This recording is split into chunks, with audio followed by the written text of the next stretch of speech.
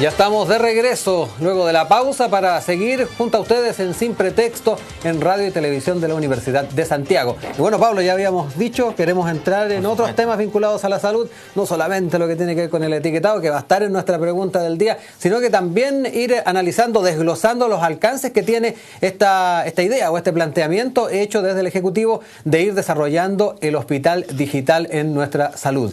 Un tema que va muy de la mano con la estrategia digital en salud que se ha estado planteando desde el Estado. Esto va en la línea de ir contribuyendo a mejorar la salud de la población a través de una gestión oportuna, eficiente, sin importar las distancias, y algo que de alguna manera también va englobado en la idea de un hospital digital. Se espera resolver virtualmente las necesidades de los pacientes en su origen a partir de plataformas tecnológicas, además apoyar la atención primaria, que da la impresión de que también es una gran herramienta, como una suerte de segundo hospital, se ha dicho, para ir derivando a los pacientes. De ello queremos hablar hoy día con nuestro invitado. Está con nosotros el doctor Daniel Capurro. Él es subdirector del Centro Nacional de Sistemas de Información en Salud, CENS, a quien saludamos de inmediato. ¿Cómo está, doctor? Gracias por acompañarnos. Muchas gracias por la invitación. La verdad es que es un placer estar hoy día conversando con ustedes acerca de este tema. Bueno, y ya establecíamos algunas ideas fundamentales que de alguna manera guían el camino de este hospital digital que plantea el Ejecutivo. Sin duda sería una gran herramienta porque facilita a partir de estos elementos digitales una atención que tal vez en lugares apartados, por ejemplo, demoraría mucho, daría cuenta de un traslado de repente demasiado largo y que implicaría también en la salud de las personas, si es que es urgente su atención. Uno de los aspectos de los tantos que puede solucionar un hospital digital, doctor. Claro, ahí la aproximación que propone el Ministerio de Salud es desde la perspectiva de lo que se llama la transformación digital. De decir, mira, sabe que no vamos a hacer las cosas de la misma forma en que la hemos estado haciendo siempre, sino que vamos a proponer formas diferentes, formas que transformen la entrega de servicios de salud. Y ahí es donde proponen establecer especie de sistema paralelo, ¿no es cierto?, sí, en el cual se complementa el sistema de salud que existe hoy día de ladrillo, de cemento, ¿no es cierto?, en el cual uno tiene que físicamente ir a atenderse, entregando un lugar, ¿no es cierto?, un lugar virtual donde puedan ofrecerse atenciones de salud. Y de esa manera descargar el sistema de salud físico, ¿no es cierto?, el sistema de salud de edificios, que tiene hartos problemas de acceso hoy día. Hoy día nuestro sistema de salud público es relativamente eficiente para resolver los problemas, pero hay una dificultad importante del acceso, y esa es la principal deuda. Sí. El acceso se manifiesta por las listas de espera que tenemos. Entonces hay un componente importante de esas listas de espera, sobre todo desde el punto de vista de consultas y exámenes, donde es posible imaginar un escenario en el cual tecnologías virtuales puedan resolverlas de manera, ¿no es cierto?, más expedita, y así acelerar la resolución de listas de espera, acortar los tiempos de espera y dar respuestas, ¿no es cierto?, más oportunas a los pacientes. Doctor, esto va más allá de la telemedicina, ¿no? En un momento se habló bastante de ese concepto, pero esto más bien tiene que ver con lograr que todos los datos estén en línea, de cierta manera, para lograr una mejor atención. Claro, yo diría que tiene varios componentes, y las posibilidades todavía están abiertas, cuando todavía existe una disponibilidad de opciones, ¿no es cierto?, de qué cosas se pueden hacer en este hospital digital. Lo más, ¿no es cierto?, evidente es el tema de entregar servicios a distancia. Exacto.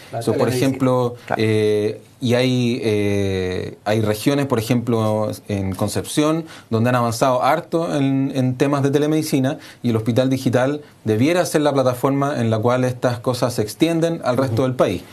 Telecardiología, teleradiología, teledermatología, esas son cosas que se prestan mucho para poder entregarlas a distancia, porque lo que yo tengo es una imagen que capturo donde está el paciente, por ejemplo, una imagen de una lesión en la piel, y donde un dermatólogo que está ubicado, por ejemplo, en Santiago, puede informarlo, o en Concepción, y puede informarlo sin que el paciente tenga que viajar a lugares remotos. ¿Garantiza esto un buen diagnóstico? Ya que estamos hablando también de telemedicina, ¿garantiza un médico especialista a distancia distancia un resultado óptimo en un diagnóstico a distancia? Hay áreas en las cuales eso está bastante estudiado, como estas que les mencionaba. Cuando dermatología, si las imágenes, ¿no es cierto?, son de alta resolución, puede hacerse un buen diagnóstico. En radiología, hoy día, por ejemplo, incluso en un hospital en Santiago, yo voy a un centro médico, me hago una imagen y el radiólogo puede estar en cualquier parte de Chile, puede estar en su casa con un buen monitor y estar informando. Por lo tanto, eso es algo que ocurre ya hoy día. Y junto con, como volviendo a la pregunta que me hacía recién, el tema de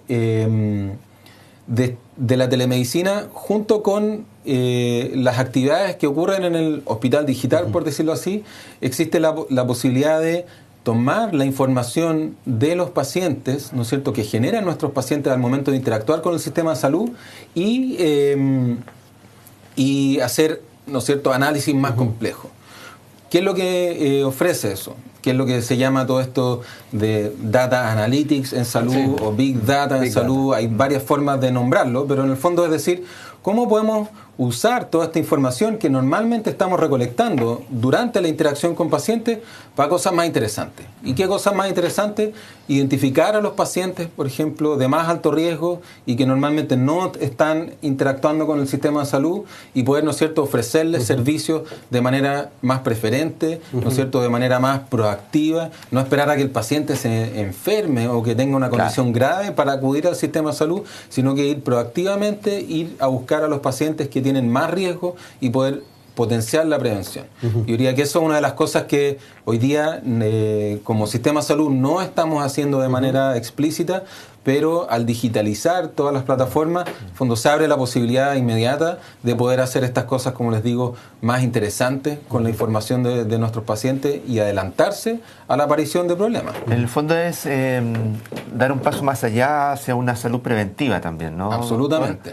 Eso, hoy día, durante muchos años llevamos escuchando esto de que es necesario agregar más especialistas, que es necesario construir más hospitales, y algo de eso, ¿no es cierto?, hay, pero probablemente todos los dolores de nuestro sistema de salud no los vamos a resolver construyendo hospitales ni agregando especialistas en forma infinita. La verdad es que tenemos que cambiar un poco el modelo de atención a un modelo mucho más preventivo, a un modelo que esté centrado en la atención primaria y en la cual podamos, por ejemplo, complementar la atención primaria física, real, como en el mundo real que existe hoy día, con estas plataformas, ¿no es cierto?, virtuales, para ir resolviendo problemas más complejos. Por ejemplo, de cierta manera el paciente llega tarde cuando llega la atención hoy día nos pasa salud, mucho, ¿no? hoy día nos pasa mucho. Hoy día revisamos las cifras macro de Chile como sistema de salud, tenemos cifras bastante buenas.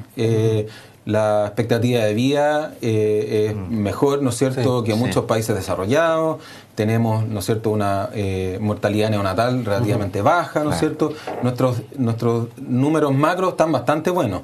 Donde empezamos a fallar, ¿no es cierto?, es el tema del acceso. Pacientes, por ejemplo, con cáncer que llegan tarde al momento del diagnóstico porque partieron con síntomas y la atención primaria no tenía todas las herramientas para poder resolverlo. Y en el fondo se demoraron, 6 meses en pedir un examen, en poder ejecutar el examen. Ese es nuestro problema hoy día, un problema principalmente de acceso. Y ahí es donde nosotros vemos que la complementariedad de la atención primaria fuerte, ¿no es cierto?, que hoy día falta mucho fortalecerla, con estas otras herramientas, ¿no es cierto?, digitales. Por ejemplo, nos podemos imaginar un paciente diabético complejo que pueda estar siendo manejado en su atención primaria y no necesito que esté continuamente yendo al diabetólogo en un hospital, sino que puedo resolver preguntas específicas, ajustes de tratamiento de manera remota en una interacción entre paciente, médico tratante y especialista en un hospital para resolver cuál es el mejor esquema de tratamiento para ese paciente diabético de alta complejidad sin que el paciente tenga que entrar a una lista de espera eterna en su hospital, por ejemplo. A una atención. Claro, porque hoy día potenciando la atención primaria y resolviendo estas cosas complejas de manera remota, las cuales en el fondo no todas pueden ser, si un paciente necesita cirugía, por supuesto que no va a poder hacer de forma virtual, pero hay un conjunto de prestaciones que sí creemos que pueden ofrecerse de manera virtual y así potenciar, aumentar la resolutividad de nuestra atención primaria y así movernos, como decías tú, hacia un modelo, ¿no es cierto?, mucho más preventivo. Sí. Doctor, el ministro Santelices planteaba respecto a este modelo de hospital digital, que puede sonar a fantasía o ciencia ficción, pero dice Chile cuenta con las herramientas necesarias para concretar esta iniciativa a contar del año que viene. ¿Comparte esa apreciación? ¿Qué cambios o qué modificaciones, qué innovaciones se debiesen hacer en lo que es nuestro sistema de salud en varios aspectos? No solamente infraestructura, no solamente digitalización, sino que también en cultura, dentro de lo que son los trabajadores. Claro, yo creo que ahí hay varias aristas. En primer lugar, yo creo que el terreno en el cual esto se está desarrollando es un terreno bastante fértil. Nosotros en Chile tenemos una alta penetración de tecnología. Sí. Hoy día tenemos más teléfonos móviles que habitantes en Chile. La principal forma de acceso a Internet de todos los ciudadanos es a través de sus teléfonos móviles. Por lo tanto, es un terreno fértil bien importante. Pero eso no quita que hay harto en lo cual avanzar. Hoy día en Chile casi un 80%, un poco más de un 80% de los centros de atención primaria estatales cuentan con registro clínico electrónico, por lo tanto tienen un nivel de informatización bien avanzado. Tenemos empresas, ¿no es cierto?, que también están bastante avanzadas desde el punto de vista de su desarrollo y que están en condiciones de empezar a ofrecer servicios, ¿no es cierto?, más complejos. Sí estamos al debe del punto de vista de la estandarización y la integración de información a nivel nacional del punto de vista de la salud. ¿Hoy día en tiempo real? Más que en tiempo real, incluso ni siquiera en tiempo real. Hoy día si yo me atiendo en un hospital A, que tiene ficha clínica electrónica, y me atiendo en el consultorio del mismo servicio de salud, esa información muchas veces no se intercambia. La mayoría de las veces no se intercambia. Por lo tanto, y con el hospital digital, si no resolvemos temas de interoperabilidad, que se llama esto, de poder intercambiar información de manera que tenga sentido, ¿no es cierto?, y que esté disponible en cualquier lugar donde yo me estoy atendiendo, si no avanzamos en eso, corremos el riesgo de generar, ¿no es cierto?, un hospital digital que esté desconectado del resto de los servicios de salud. Y eso es algo que no queremos. Entonces, lo que sabemos es que de aquí al próximo año van a empezar a ofrecerse estos servicios, ¿no es cierto?, digitales, pero el tema de la interoperabilidad resuelta, que esta información pueda intercambiarse de manera, ¿no es cierto?, natural y fluida, es algo sobre el cual todavía hay que ir avanzando. Y ahí nosotros como Centro Nacional de Sistemas de Información en Salud estamos trabajando activamente con el Ministerio de Salud en un proyecto de historia clínica compartida para que la información de mis atenciones de salud estén disponibles en cualquier momento y en cualquier lugar. ¿Y en forma segura? En forma segura, eso es súper importante. Nosotros tenemos la certeza, ¿no es cierto?, de que con estándares de intercambio de información, por un lado, y estándares de calidad y seguridad, podemos hacer esto de manera que podamos obtener todos los beneficios, ¿no es cierto?, y resguardando sin la seguridad de los exponernos, datos, ¿no es cierto?, a riesgos innecesarios con respecto a la información de salud. Y lo otro que mencionabas era el tema del recurso humano. Exacto. En Chile la formación de profesionales de la salud no tiene incluido todavía el tema de la telemedicina propiamente tal, o el entregar servicios virtuales. Entonces queda harto por avanzar. Nosotros ahí también, como Centro Nacional de Sistemas de Información en Salud, hemos trabajado con universidades, con empresas, con el mismo Ministerio de Salud para definir, ¿no es cierto?, establecer cuál debiera ser el marco de competencias necesarias para un profesional de la salud que se desempeña en un hospital digital. Exacto. Y por otro lado, alguien que en una institución de salud que se dedica a gestionar sistemas de información en salud propiamente tales. Y nosotros creemos que eso es un área importante, ¿no es cierto? Una cosa es, digamos, crear la plataforma y otra cosa diferente es que los profesionales la puedan utilizar de buena manera, ¿no? De buena manera, y por otro lado, que los pacientes, ¿no es cierto? También. Esto implica un cambio cultural, ¿no? Yo, por ejemplo, en el fondo yo estudié medicina, yo hice mi doctorado en informática médica, yo nunca he sido paciente en una consulta telemédica. Entonces, la verdad es que yo no tengo experiencia personal, la gran mayoría de los chilenos nunca ha pasado por una experiencia de telemedicina, y es súper importante empezar a socializar, a difundir, ¿no es cierto?, a gestionar este cambio cultural que implica el empezar a atenderse de ciertas formas que van a ser un poco diferentes. ¿Ya? Y, por supuesto, ¿no es cierto?, como profesionales de la salud tenemos que aprender a relacionarnos con pacientes de manera remota y cuando es un cambio cultural tanto para pacientes como para los clínicos. Doctor, aquí se me vienen dos cosas a la mente cuando hablamos también del recurso humano. ¿Esto va a traer consigo capacitación de alguna manera a los trabajadores de estos lugares donde se va a estar implementando este sistema? Y lo otro importante, ¿esto puede implicar también reducción de puestos de trabajo?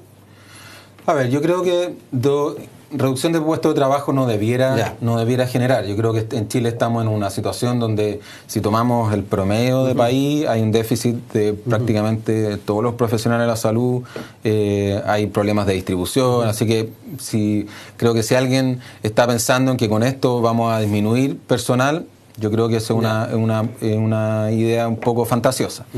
Sí podemos distribuirlo de manera más razonable.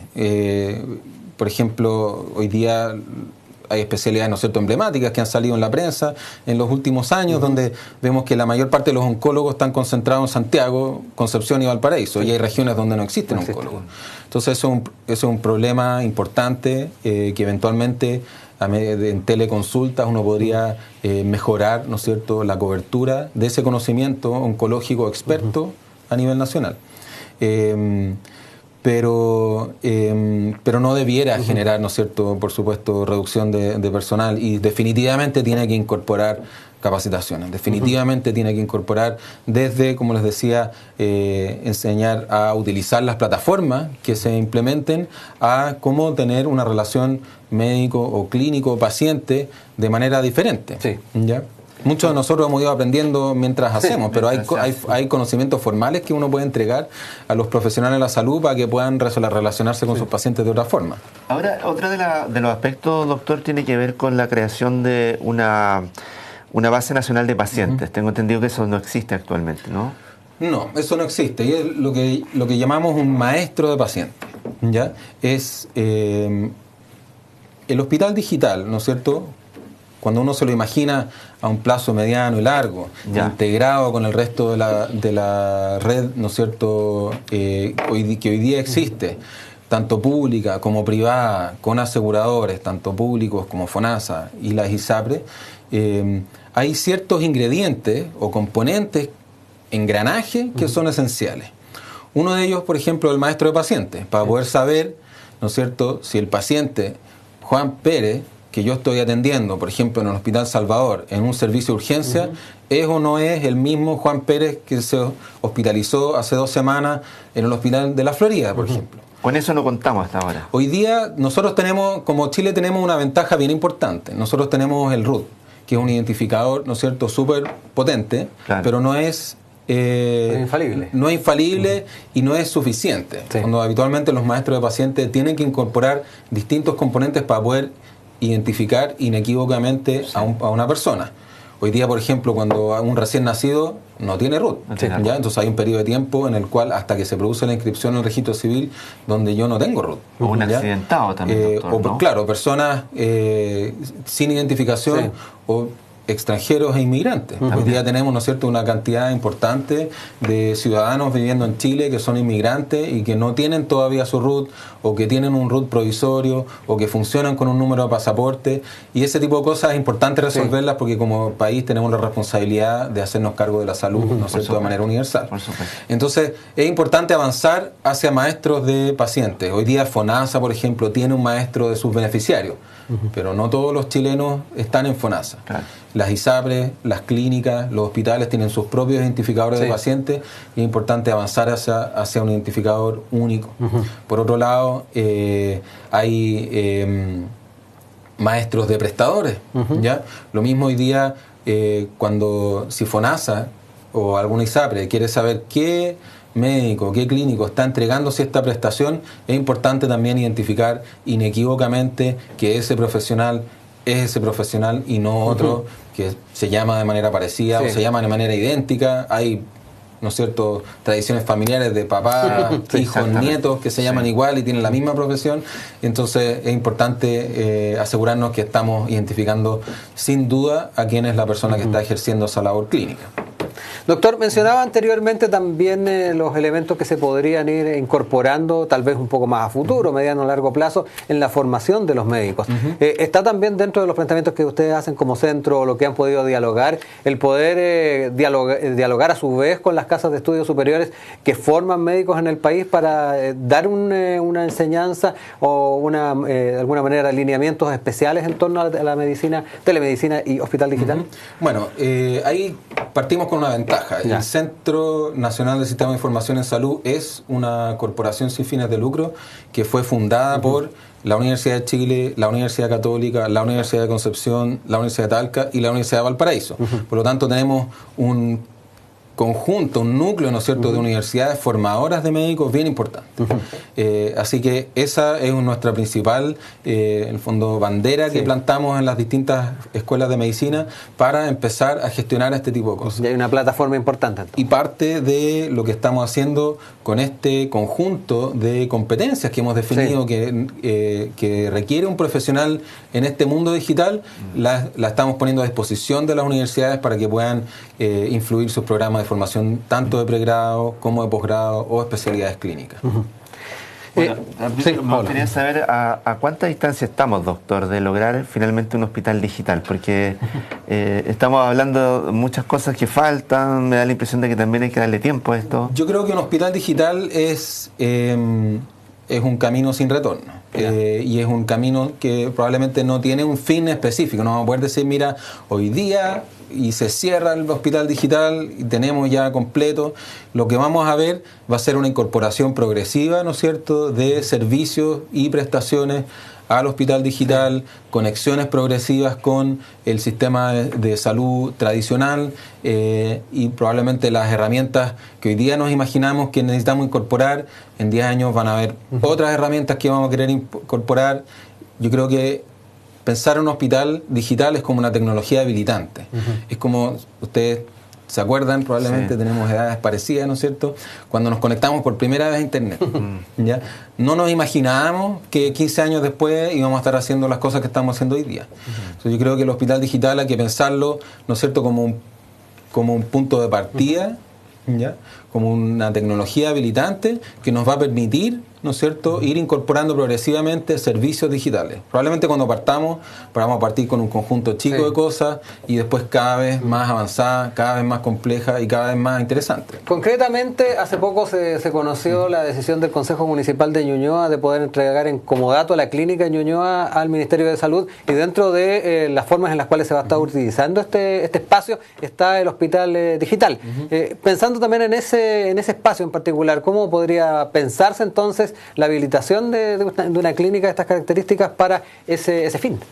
Bueno, no conozco en particular los detalles de esa transferencia en comodato, pero por muy digital que sea, ¿no es cierto?, el hospital se necesita un lugar donde el médico o el personal clínico que va a estar en contacto con estos pacientes vía virtual, ¿no es cierto?, pueda conectarse a través de la red, tener monitores, tener computadores, tener sensores. Entonces necesita un espacio físico. Así que imagino que parte de las posibilidades de esa clínica pueden ir por ahí. De nuevo, no conozco los detalles de esa transferencia, pero por muy digital que sea, necesita un espacio físico.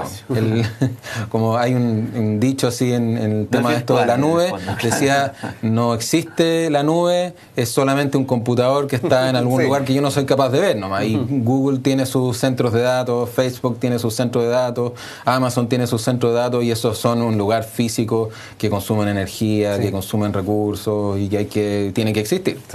Muy bien. Bueno, doctor, queremos agradecer esta oportunidad que hemos tenido de conocer algunos lineamientos fundamentales de lo que va a ser el hospital digital, aclarando algunas dudas también y proyectando entonces los escenarios para el próximo año, según lo que ha dicho entonces el ministro Santelices. Muchas gracias. Pues, muchas gracias por la invitación, y de nuevo quiero hacer la invitación a todos los interesados en esto a contactarse con nosotros en el Centro Nacional del Sistema de Información en Salud.